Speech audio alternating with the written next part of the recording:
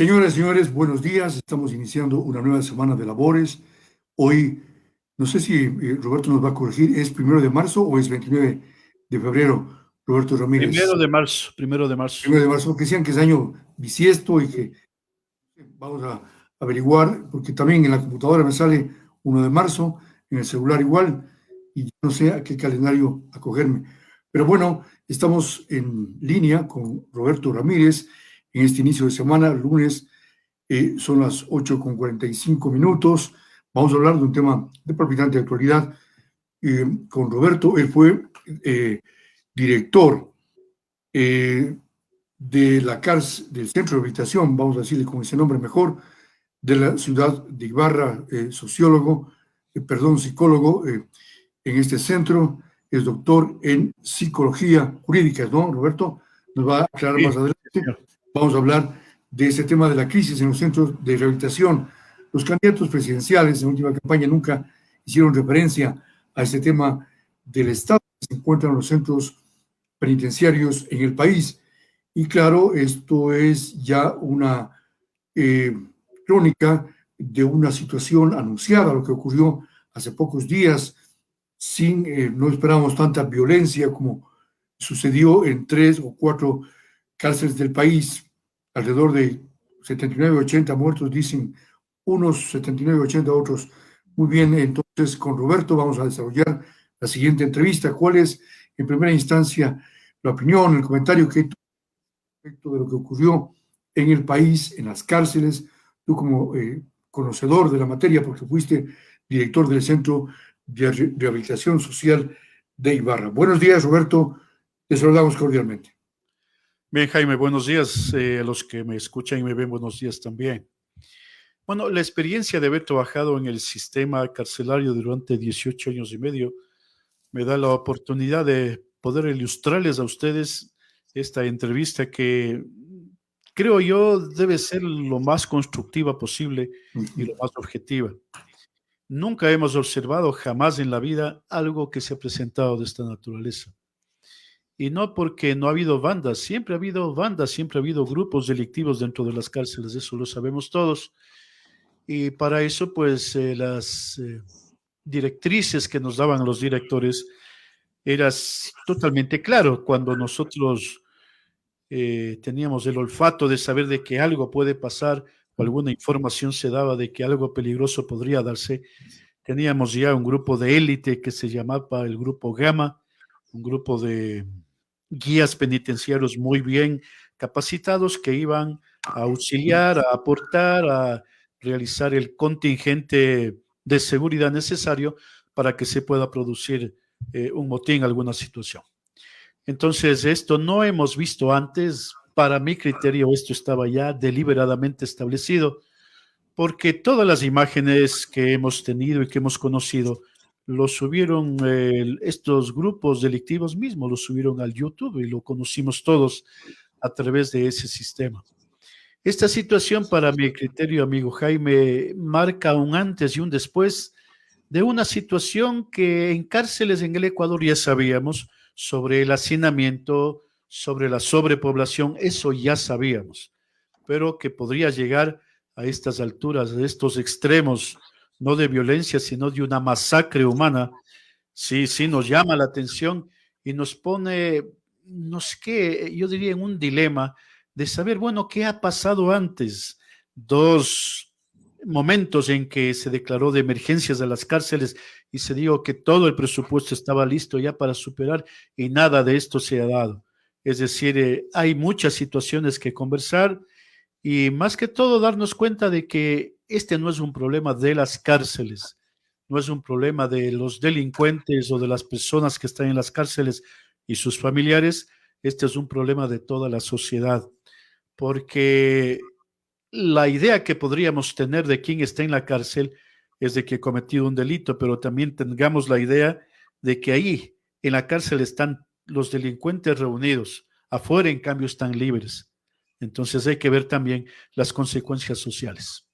Ahora, Roberto, es un tema que realmente nos inquieta. Hay una crisis del sistema penitenciario a nivel de América Latina, en el Ecuador también. Es decir, no es una solución para combatir el delito, las cárceles, los centros de rehabilitación, porque no cumplen su objetivo. Muchos dicen que se forman, hay delincuentes que se forman en las calles, pero se perfeccionan en estos centros. ¿Qué dices tú, Roberto? Bueno, lamentablemente este mismo hecho de que no hay una consistencia adecuada en cuanto al cumplimiento de los programas de rehabilitación social por el hacinamiento y la sobrepoblación nos dan la idea que eso está pasando. Es decir, puede haber todo el dinero del mundo, muy buena voluntad, pero nadie se logra rehabilitar en condiciones infrahumanas o en condiciones inadecuadas. Es decir, ningún cambio tú puedes obtener en otra persona si es que no le das la oportunidad de poder valorarse. Si es que no se valora esa persona, no vas a tener ninguna respuesta adecuada, Jaime. Y claro, tú hiciste un programa llamado La Paradoja, que era una radio que se hacía dentro del centro de rehabilitación y allí participaban los internos, ¿no? Cuéntanos un poco la historia, cómo se hacía esto de La Paradoja. Bueno, fue una experiencia bastante interesante y todo justamente desde la frustración de no obtener ningún resultado con el típico tratamiento de las entrevistas psicológicas, del apoyo psicoterapéutico. Date cuenta, un psicólogo para 450 detenidos era una utopía querer lograr algo diferente. Entonces, este proyecto nace desde mi iniciativa a partir de un libro que se llama La Paradoja de un actor norteamericano, James Hunter.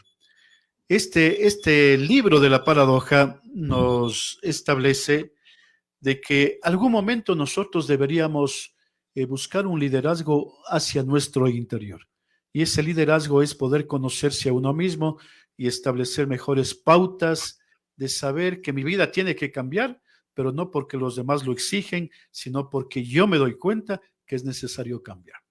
Entonces, con ese criterio se establece este programa, este proyecto de rehabilitación llamado La Paradoja, que no tan solo era el programa de radio, sino que también era hacer resúmenes del libro La Paradoja o invitar a estudiantes de colegios para que puedan interactuar con las personas detenidas y también charlas educativas en relación a mejores momentos y una formación interna. Hacíamos una especie como de encuentros de celdas y saber qué celda es la que está mejor preparada para la rehabilitación. Todo esto, que más o menos fue 1 año y medio, 2 años de ensayo, después ya se convirtió en un método y desde ahí el programa de radio tuvo la aceptación y a la gente le agradó mucho porque era un trabajo realmente con mucha dedicación. Pero ¿de quién les habla? No había un presupuesto, jamás la paradoja tuvo un presupuesto para decir la Dirección Nacional de Rehabilitación Social otorga tal cantidad de dinero, a excepción del último año, cuando el Ministerio de Cultura nos otorgó equipos para grabación y para salida al aire de muy buena calidad, eso yo tengo que reconocerlo. Pero en realidad todo el trabajo que se hizo era en base del esfuerzo personal y hasta económico de quien te habla. La paradoja tuvo una incidencia, yo diría, recreativa incluso e importante, porque de ese programa logramos obtener profesionales que después estuvieron haciendo radio.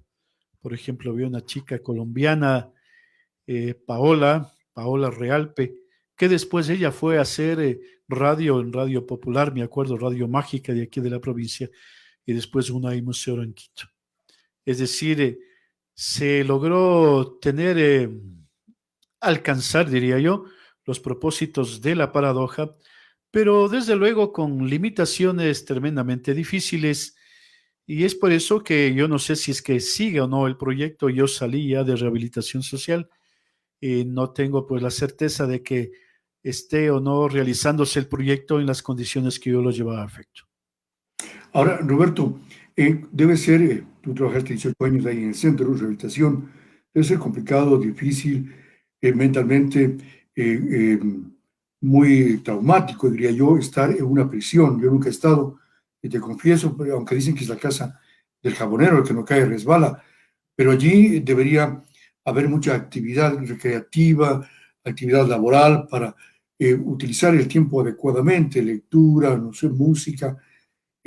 para lograr una verdadera rehabilitación, porque actualmente como están las cosas no hay rehabilitación, Roberto. Bueno, lo ideal sería eso, ¿no? Lo ideal. Pero si es que tú no tienes una estrategia adecuada, si tú no tienes los espacios, si tú no tienes las condiciones programáticas, no vas a poder lograr eso.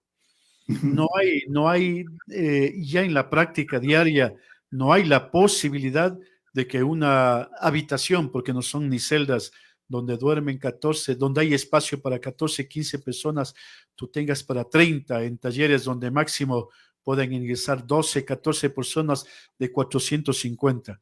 Es decir, esta problemática que no es tan solo del país, ¿ah?, sino de todo el mundo, realmente es una encrucijada donde siempre habrá la premisa fundamental de que la persona desee cambiar. Yo creo que ese sería el buen principio. Pero en cambio, así como tenemos las situaciones con bandas, con delincuencia adentro, la rehabilitación es totalmente inútil. No vamos a lograr conseguir nada absolutamente. Y desde luego, si no erradicamos también la corrupción dentro de las cárceles, tampoco va a pasar eso. Por eso se habla de que el ingreso de armas, el ingreso de sustancias prohibidas a las cárceles, no es que el detenido sale a comprar, sino que lo hacen las personas corruptas que trabajan en cárceles, no son todos desde luego, pero es que en cambio lo hacen por temor o por favor. Por temor, ayudo a ingresar droga, o por favor, porque tengo alguna coima, yo lamentablemente caigo en la corrupción. Entonces, la selección de profesionales, del personal en cárceles, debe ser tan prolijo que realmente estas situaciones no van a cambiar inmediatamente. Tendrá que pasar su tiempo, pero esta circunstancia tan grave que hemos observado, ojalá sea el comienzo para un real cambio, ¿no? Claro, miraba en la televisión, Roberto, una serie precisamente de narcos, ¿no? Porque hay muchas novelas hay narconovelas. Entonces, un detenido era un capo, era un líder dentro de la cárcel, ¿no? Incluso decidía qué hacer, le cuestionaba o le presionaba, chantajeaba al propio director de la cárcel, mandaba desde allí a detener a gente que estaba afuera, en fin, era un líder, era un, no sé, tiene un nombre, un caporal me parece que era. Entonces, esto ocurre en México, ocurre en América Latina, no es un problema solo de Ecuador. ¿Tú crees que fue una solución, Roberto, haber hecho unas cárceles grandes en el país como hizo el gobierno anterior? Porque Lenín Moreno decía que culpaba a ese tema de la crisis carcelaria, decía que es mejor cárceles pequeñas para poder controlar. ¿Cómo ves tú esta situación? Bueno, yo creo que lamentablemente en el gobierno de Correa se desestimó todo lo que rehabilitación social había avanzado. Yo recuerdo cuando estuve de director el doctor Luis Muñoz Neira, él estimulaba en gran medida lo que es la actividad artística de los detenidos como una forma de liberación, como una forma de un encuentro personal.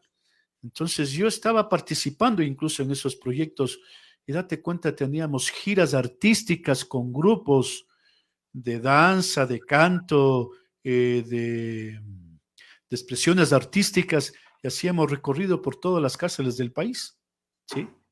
Incluso superando o salvando las situaciones de seguridad y lo hacíamos.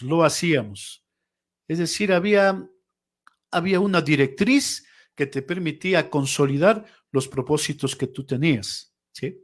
Pero una vez que ingresó el gobierno de Rafael Correa, se desestimó todos los alcances que se había tenido, se desestimó todos los trabajos que antes se habían realizado.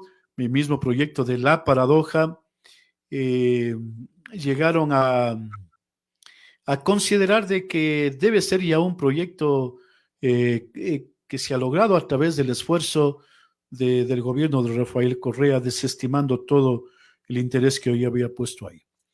Entonces, me exigieron de que se diga que el proyecto La Paradoja se ha fundamentado en base a todas las ideas del gobierno de Correa.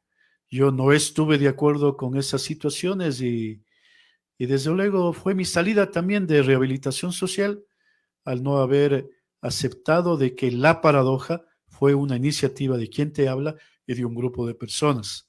Ahora, yo he visto en algunas publicaciones que dicen que hay 12 años de la paradoja y aparecen personas que nunca tuvieron que ver en el proyecto que yo lo realicé. Pero bueno, esas son situaciones aparte, cada quien con lo suyo. A mí lo que sí me da a entender y me da la iniciativa es de que si no formamos académicamente al personal de vigilancia que se va a tener, a los guías penitenciarios, que sean muy bien remunerados, que no necesiten caer en la corrupción, también este problema va a seguir, ¿no? Porque no es que todas las cárceles están llenos de personas de esta condición como vimos, ¿no? Hay mucha gente muy rescatable, pero que en este rato también están solicitando, están pidiendo un cambio radical para su integridad personal incluso, ¿no? Esta escala de violencia, Roberto, ocurrido en estos centros, es un llamado de atención de estas bandas criminales que dicen aquí estamos Estado y a veces quieren imponerse sobre el Estado. Son un poder tras el poder, por lo visto, porque esto de asesinar, descuartizar, mutilar, eh, cercenar, y realmente no se ha visto con la cantidad de sadismo que ha ocurrido en esta ocasión. Roberto, ¿cuál es el mensaje? Dicen aquí estamos, Estado, por favor, cambien. Claro, es decir, esto que nosotros hemos visto tan solo denuncia la total ineficiencia, ineradaptabilidad de todas las personas que han estado frente al sistema carcelario y a pesar de que ha habido presupuestos. Es decir, ¿cómo podemos pensar de que habiendo tanto dinero en cárceles no hemos logrado tener lo que queríamos? Antes no habían cámaras, antes no habían escáner, no había nada. Con nuestro personal y a riesgo propio se realizaban las requisas. Ahora con toda la tecnología, con cámaras y todo eso, ingresan las armas. O sea, ¿cómo tú explicas esa situación, no? ¿Sí? ¿Cómo tú explicas de que el personal, el personal de detenidos tenga celulares, pueda comunicarse tranquilamente con otras personas? Eso se sabe, sino que no se denuncia tal vez por temor. Es decir, estos sectores delictivos muy bien estructurados también deben tener sistemas de presión, ¿no? Sistemas que incluso está sometido el personal para que estas condiciones no se objetivicen, no se vean, ¿no? Entonces, desde luego, pues los primeros pasos que se están dando, según se ve, es desarmar a esta población, tratar de ubicarlos en otro lado, pero en cambio, paralelamente, Jaime, esos programas de rehabilitación tienen que comenzar ya a darse, tienen que comenzar a verse. Las granjas penitenciarias es un sueño de toda la vida y es lo que en otros países se ha visto que da resultados. Es decir, la gente para ganarse un plato de comida en ese día tiene que trabajar. ¿Te das cuenta el detenido actualmente qué es lo que hace? Se despierta para desayunar, medio se desocupa algo para almorzar y tiene que esperar la noche para merendar. De todos los días eso sin hacer ningún esfuerzo. Es decir, nuestro sistema carcelario es tan caótico que no podemos hablar de que hay ningún avance. Y así como están las cosas ahora, lo único que denuncia es de que el gobierno actualmente ojalá pueda ya comenzar a encaminar algún sistema eficiente, porque con intentar contener los recursos, eso no significa. Debemos tener efectividad, es decir, que esos recursos económicos, que esas capacitaciones, que esa preparación, que esa capacitación, todo el tiempo se refleje en actividades de rehabilitación. Si no hay resultados, no estamos viendo nada. Desde luego que habrá mucha gente muy competente en el sistema, nadie lo puede negar. Pero yo recuerdo cuando estaba a pocos meses ya de salir, se envió a personal totalmente neófito, jóvenes muy bien intencionados, pero sin ningún criterio técnico. La rehabilitación no es de buena voluntad de Jaime. La rehabilitación es técnica, es un estudio de personalidad para saber de qué forma a esa persona que ha cometido un delito, que se comprobó que cometió un delito, le vamos a ayudar para que se reivindique consigo mismo, con la familia, con la sociedad. Ahí podemos recién establecer buenos parámetros. Mientras no se trabaje con ese yo interior de la persona que está detenida, seguramente volverá a cometer los mismos delitos, porque lamentablemente la vida le enseñó que el único camino es la deshonestidad. Por lo tanto, las cárceles deberían ser autosustentables, es una propuesta también, es decir, que produzcan ahí y que pueda generar recursos dentro de las propias cárceles. Claro, y eso no es complicado. Por ejemplo, la parte artesanal, la parte de oficios en una cárcel se puede explotar muy bien. Una cárcel, por ejemplo, puede ser una fabricadora de uniformes para las escuelas, por ejemplo, a nivel del sector fiscal. Sí, pueden vivir de eso, pueden tener la remuneración cada uno e incluso tener los recursos para alimentación, para programas de rehabilitación. ¿Por qué no pensar así? ¿Por qué no nos atrevemos a pensar así? ¿O será que nosotros como ecuatorianos somos tan pesimistas, tan derrotistas, que siempre esperamos copiar de otros y pensar de que eso puede funcionar? La paradoja, si tuvo éxito, amigo Jaime, no es porque copiamos a nadie. Y ese programa, si tú vas a YouTube, está en la BBC de Londres, está en Radio Francia Internacional y fue la Universidad San Francisco de Quito las que nos dio su apoyo para poder desarrollar. Es decir, no nos atrevemos a hacer cosas diferentes porque tenemos ese miedo de fracasar, de no poder lograr los objetivos que tenemos. Debe haber gente joven, con muy buenos propósitos que pueda hacer buena rehabilitación social. Tal vez los que ya estamos en esta edad no estemos, pero sí podemos tener muy buenas ideas para poder estimular en esa juventud un desarrollo concreto y claro de lo que es hacer una rehabilitación social. La paradoja es el mejor recuerdo de rehabilitación social que se tuvo, pero desde luego no, el mismo sistema no dio el apoyo necesario. Ustedes, los medios de comunicación, reconocieron mi esfuerzo. La Universidad Técnica del Norte, en ese tiempo, el señor rector Antonio Pozo me dio el total respaldo para desarrollar ese proyecto. Eso es lo que se necesita. Es decir, que haya las oportunidades de desarrollar proyectos. Pero da la impresión de que cuando se habla de dinero, siempre hay ese eje transversal del oportunismo, es decir, si hay dinero, yo me voy a aprovechar de este dinero para alguna situación que será para beneficio personal, pero no para un beneficio comunitario. Ahora, Roberto, la superpoblación, la población exagerada de internos de PPL, como se llama ahora en las cárceles del país, se debe también a esto de la previsión preventiva, a esto también de que no hay sentencias condenatorias o, perdón, ahí están muchos presos sin sentencias definitivas. Por lo tanto, es un tema de la justicia también que hace que crezcan en gran cantidad y se convierte en una bodega esto de detenidos, de PPLs, que ya no tienen dónde estar, por más que se construyan cárceles. Por lo tanto, tiene que ser más ágil la justicia, para que no haya también injusticia, pues. Claro, todo el aparataje de lo que es la justicia o del esquema penal en nuestro país, todo lo legal, debe realmente activarse, pero con efectividad. Las ideas no son malas, las leyes no son malas. Nosotros somos los que no podemos aplicar eso. Se hacen leyes muy bien estructuradas, pero sin ningún presupuesto. ¿Te das cuenta? Después de hacer las leyes, se está viendo de dónde se va a sacar el dinero. Ahí está nuestro problema. No hay políticas de Estado, hay políticas del gobierno, hay políticas del que le conviene, hay políticas de tratar de beneficiar a otros, pero en cambio se hacen leyes sin tener un financiamiento de cómo hacer las cosas. Es decir, es una contradicción, es algo que realmente no está dentro de un esquema hasta lógico de decir, a ver, vamos a tener un sistema fiscal muy eficiente, pero si no tienes el dinero para contratar fiscales, ¿qué haces?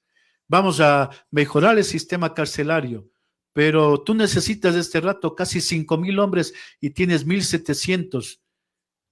¿De dónde sacas dinero para contratar más gente? ¿Qué es lo que debes hacer?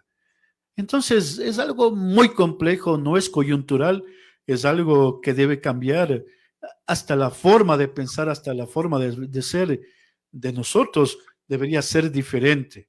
Por ejemplo, de una persona que estuvo en un centro de rehabilitación. Dime, Jaime, ¿qué oportunidades tiene de insertarse laboralmente? ¿Alguien le va a dar trabajo? ¿Alguien le va a dar esa posibilidad de que trabaje? Porque lo primero que le van a pedir, bueno, y usted su récord policial, como se decía antes, ahora se habla de un historial y tú apareces que estuviste detenido, te niegan cualquier posibilidad. Entonces, ¿quién se va a rehabilitar así, Jaime? Las oportunidades, eso también debe ser parte de la rehabilitación social. Lamentablemente, un sistema así caótico como el que vemos, tendrá que pasar algún tiempo para tener un sistema, pero realmente efectivo, claramente identificado como de progreso. Ahora, Roberto, en el tema eh, de la delincuencia, el tema es estructural, el tema es social, es económico, es también de orden de injusticia, de inequidad que existe en el país y en el mundo. Los delincuentes se forman en la calle y se perfeccionan en los centros de rehabilitación.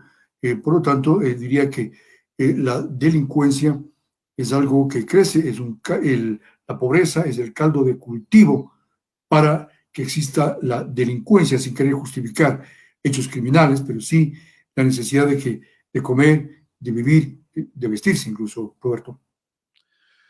Bueno, la delincuencia comienza desde los hogares mismos, ¿no? Si hay injusticia social en tu casa, si en tu casa hay violencia, es el primer germen para la delincuencia. El niño, el joven que mira todos los días violencia, evita estar en ese lugar, sale a las calles y lamentablemente ahí va a encontrar la delincuencia. Y ahora también en el Internet, ahí encuentras también delincuencia. Entonces, el primer lugar donde trabajar es en el aspecto familia, pero no podemos crear profesores ni formadores para que controlen cada familia. Cada uno de nosotros somos responsables de criar mejores personas, de que hablemos de valores, pero en la praxis misma, durante todos los días, que en las escuelas se estén formando niños donde se hable de valores, donde se hable de lo ético, de lo personal, donde los profesores, esos grandes profesores muy bien estructurados que ahora tenemos en las universidades, ellos que trabajan en las escuelas, ellos que estén ahí formando nuevas personas donde necesitemos, por ejemplo, que los políticos nos hablen con mayor verdad. Mientras los políticos nos sigan mintiendo, vamos a ser iguales, vamos a ser cómplices de la mentira. Es decir, tenemos que ver cuántos aspectos más. La delincuencia está en las calles, amigos. Y ahí tenemos que comenzar a ver, en este momento de pandemia, por ejemplo, donde pasamos en casa más tiempo, ¿qué es lo que pasamos haciendo, si somos sinceros, amigo Jaime? Clavados en la televisión. Ahí O en estamos, el Internet, en las redes ¿sí? sociales, toda esta En las tecnología. eso tenemos. Pero establecemos un tiempo de diálogo para estar con nuestros hijos, apagamos los televisores y callamos los celulares para hablar con nuestros hijos y decir, bueno, ¿qué está pasando en nuestras vidas? Porque mire, el problema tremendamente grave de los jóvenes que se están formando en las universidades es la casi total opción de oportunidades para poder salir a trabajar, o de los muchachos colegiales que deseaban entrar en alguna universidad. Si no tienen dinero, pues no hay la posibilidad de que puedan seguirse educando. Y con ese criterio están nuestros hijos, nuestros jóvenes, en la total desocupación, generando mayor vagancia y más que todo estructurándose un mundo ficticio que no está acorde con nuestra realidad. La televisión, el internet, todos estos programas que nos tienen muy bien entretenidos, lamentablemente están distrayendo nuestra realidad. Y no te estoy Roberto, hablando de la situación del sector de nuestro barrio, sino que en todo el país. Lamentablemente esa circunstancia vemos y nos damos cuenta todos los días. ¿Sabes qué? Mucho más importante es saber quién ganó el programa de cocina a saber qué está pasando con nuestros jóvenes, qué actividad están realizando ellos como fruto constructivo para sí mismo y para su familia. Entonces, ¿tú crees, Roberto, no sé si coincides, que lo que está ocurriendo en las cárceles es un reflejo de lo que ocurre en la sociedad ecuatoriana? Es uno de los reflejos, es una de las evidencias que podríamos tener, porque si hemos dejado avanzar que que los grupos delictivos lleguen a donde han llegado ahora, es porque realmente algo más está pasando. Estos grupos delictivos no están tan solo en las cárceles, están en las calles también, ¿sí? ¿Y cuántos de ellos que todos los días se despiertan y que saben que están en ese grupo se dicen a sí mismos por qué yo no tuve otras oportunidades para poder ser una persona más constructiva? Y también de estas personas, sus hijos también querrán ser personas productivas, ¿me entiendes? Es decir, aquí no es justigar a nadie, aquí no es buscar culpables, sino buscar soluciones, pero que nosotros podamos consistentemente lograrlas. No esperar tampoco que el gobierno nos dé todo, no esperar gobiernos populistas que nos ofrezcan todo y nos hagan inútiles para decir, este gobierno, qué bueno que es, nos regala todo, todo nos da fácil, sin ningún esfuerzo. Esos no son gobiernos progresistas, son gobiernos populistas que nos hacen sentirnos inútiles, dependientes, para que no crezcamos en lo que deberíamos ser. Ahora, Roberto, con la experiencia que tú tienes, eh, ¿cómo es lo que se logra? ¿Quién se inventó esto de las cárceles, de los centros penitenciarios? ¿Cómo fue? Fue una, porque para todo hay este invento, ¿no? Para todo hay solución, y para toda profesión y actividad, para el enfermo y el médico, para necesidad de comunicarse el periodista, para el dolor de muela y el dentista. Y entonces, para quien comete un delito, hay la prisión. Se pone en riesgo, en duda, la efectividad que tienen o no los centros de rehabilitación, porque no son precisamente de rehabilitación social. Bueno, el histórico a nivel del mundo, más tenemos referencias del mismo trato que teníamos al observar, por ejemplo, los centros de reclutamiento de los romanos, de los griegos, ¿no? Es decir, Ya, la atención al ser humano, las cárceles de toda la vida ha habido. El concepto de rehabilitación social realmente podría pensarse que es nuevo en 1960, cuando en Estados Unidos se comenzaron a crear lo que se llamaron las granjas penitenciarias. Ahí con ese objetivo se comenzó a esbozar lo que debe ser una rehabilitación social.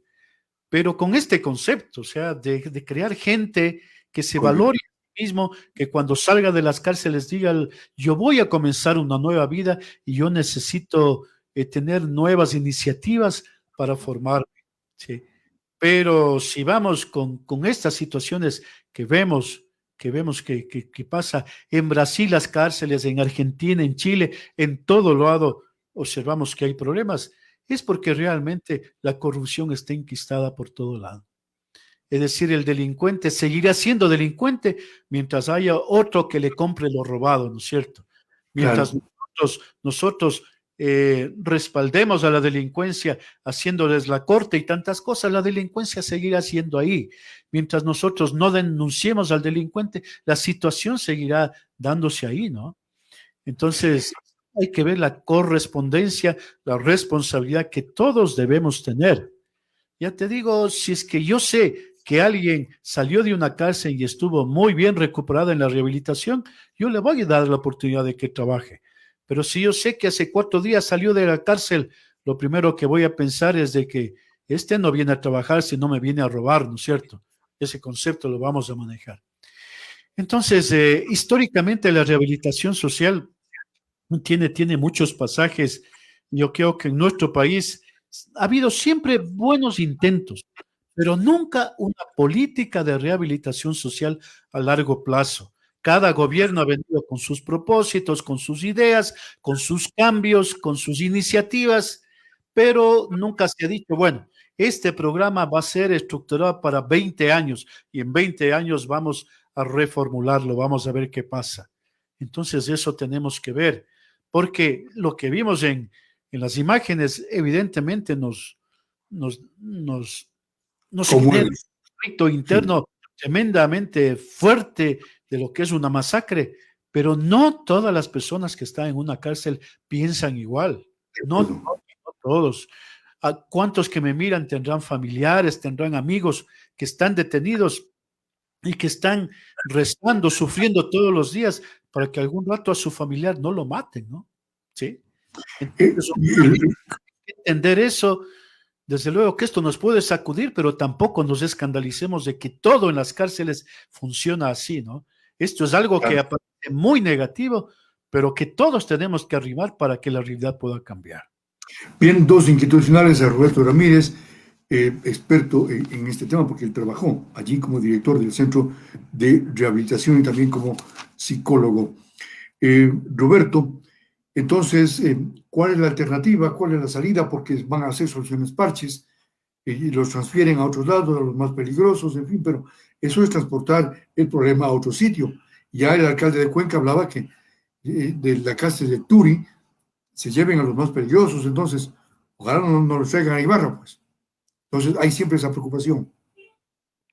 Claro, bueno, tenemos un sesgo que nos preocupa a todos, ¿no? Por decirte algo, si nosotros lograríamos que se militarizaran las cárceles, ¿sí? Podría ser una solución inmediata. Lamentablemente nuestras leyes no lo permiten. Entonces, primero habría que reformarse las leyes y decir, bueno, bajo ciertas condiciones, bajo ciertos espacios, es posible que los militares puedan ingresar. Ya. Segunda situación, ni siquiera la policía puede ingresar, también había que reformular las leyes para que la policía pueda ingresar. Entonces tenemos que dar un cambio, un giro tremendamente grave a lo que es toda la estructura carcelaria desde De el punto 180 grados, ¿no? y penal, ¿sí?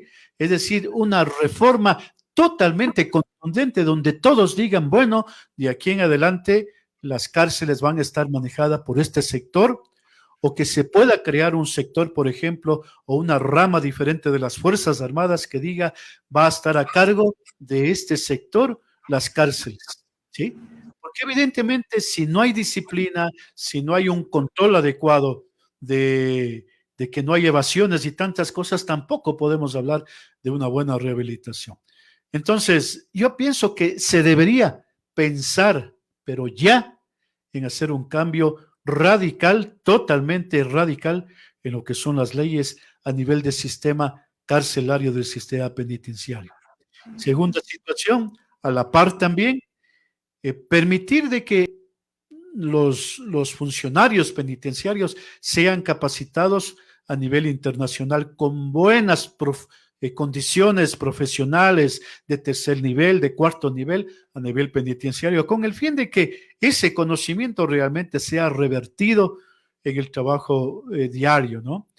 Y por último, también entender de que la rehabilitación social, como lo dije, no es de buena voluntad, sino que comenzar a medir, que haya la estructura técnica adecuada para decir, a ver, esta persona está avanzando en este proceso de rehabilitación, la familia también está inmersa en la rehabilitación social e incluso esto que ha trabajado esta persona, pues tal cantidad de dinero va a ir a su familia, porque de pronto, ¿cuántos tienen en el abandono la familia y esa actividad laboral pueda ser destinada a través de un departamento? Eso sería lo ideal, pero como van las cosas, pues no está tan fácil por ahora. Lo que tenemos que hacer es evitar que las masacres se sigan dando, pero poco a poco establecer convenios internacionales que nos permitan tener un sistema de rehabilitación efectivo, honesto, totalmente claro y donde tengamos ese financiamiento desde afuera. Con el dinero que tenemos no lo vamos a lograr. En la crisis tan grave que vivimos, social, política, eh, de salubridad y ahora de rehabilitación social, ¿de dónde vamos a sacar todo ese dinero? Finalmente, Roberto, finalmente, ya agradeciéndote por la entrevista, Roberto, el candidato Andrés Arauz ha anunciado que se va a formar un ministerio que se encargue de estos temas de rehabilitación social. ¿Cómo le ves tú este asunto?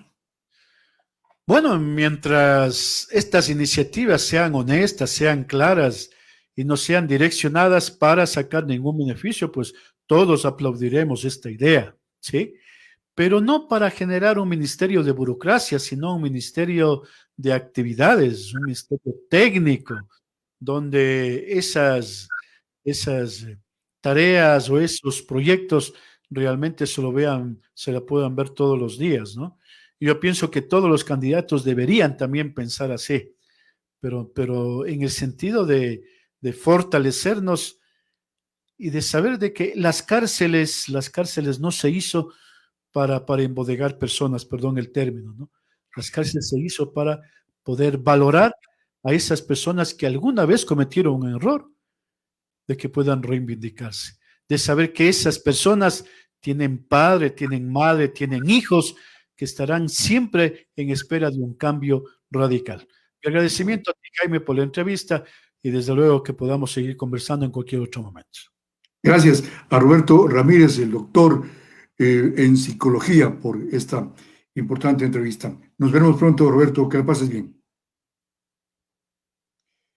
Muy bien, Roberto Ramírez, como queda dicho, experto en estos temas de rehabilitación social, porque él trabajó con su programa La Paradoja, un programa de radio para los internos, con gran éxito. Trabajó como 18 años en estos proyectos, también fue director de rehabilitación social de Ibarra y también como psicólogo en estos centros. Interesante entrevista. Saludamos en Inglaterra a Jorge Dávila Oña, que nos está siguiendo permanentemente. Gracias, Jorge. Un abrazo a la distancia. Amigos, un buen día. Mañana tendremos más entrevistas con quienes sí tienen apertura con nosotros. Hemos tenido invitados a todos los asambleístas Ibaura electos, salvo uno de Pachacuti, que esta vez está con una agenda muy estrecha, que ya no permite estos diálogos. Pero cuando estaba de candidato, no estaba tan estrecha la agenda. Muy bien, pero allá nosotros tenemos toda la vida para estar en comunicación. Mientras vivamos, los electos o las autoridades tienen 4 años como máximo de función. Un buen día, amigos y amigas.